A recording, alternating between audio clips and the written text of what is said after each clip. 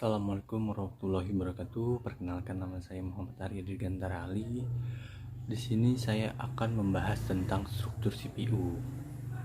CPU itu sendiri merupakan komponen terpenting dalam sistem komputer, dan CPU adalah komponen pengolah data berdasarkan instruksi-instruksi yang diberikan kepadanya.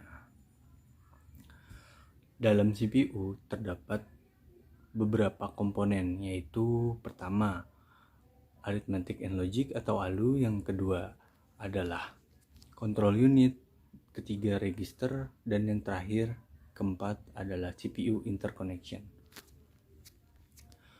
Kita memasuki fungsi CPU. Fungsi CPU adalah menjalankan program-program yang disimpan dalam memori utama dengan cara mengambil instruksi-instruksi dan menguji instruksi tersebut maupun mengeksekusi satu persatu sesuai alur perintahnya.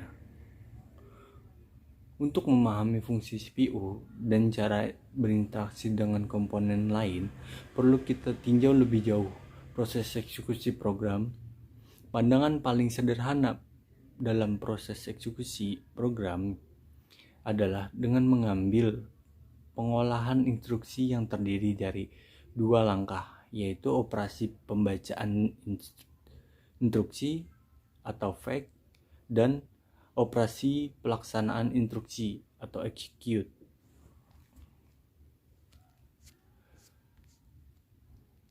Dalam diagram siklus instruksi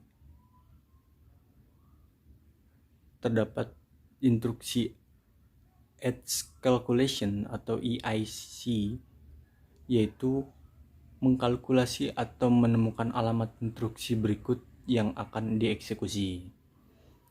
Lanjut ke instruksi fetch, yaitu membaca atau mengambil instruksi dari lokasi memori ke CPU.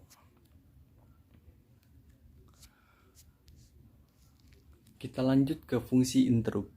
Fungsi interrupt adalah mekanisme penghentian atau pengolahan instruksi dalam CPU kepada rutin interupsi, dan hampir semua modul memori dan I/O atau input-output memiliki mekanisme yang dapat menginterupsi kerja CPU.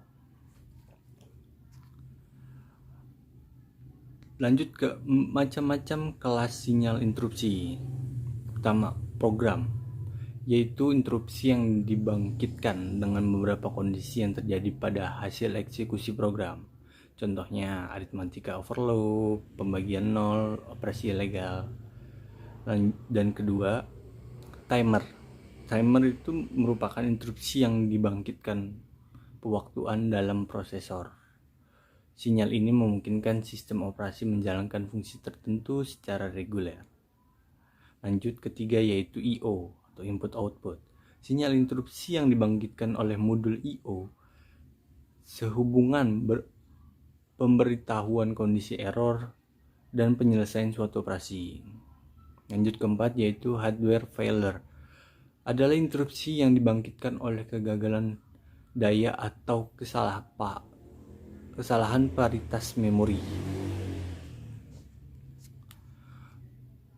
Dan apabila interupsi ditangguhkan, prosesor akan melakukan hal-hal ini, yaitu pertama, prosesor menangguhkan eksekusi program yang dijalankan dan menyimpan konteksnya. Tindakan ini merupakan penyimpanan alat instruksi berikut yang akan dieksekusi dan data lain yang relevan.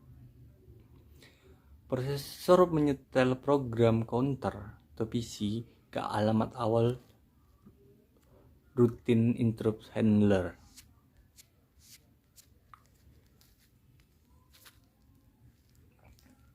Dan di sini ada kita lihat beberapa bagan yang nanti akan tampil di sebelah sini,